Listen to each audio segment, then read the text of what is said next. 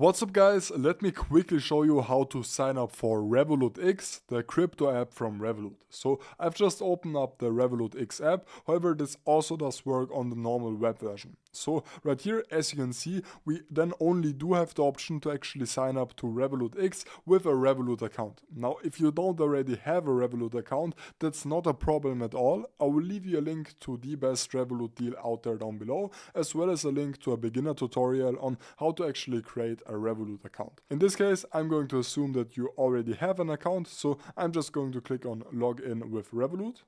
And then we are going to be on this screen right here where we will have to put in our phone number.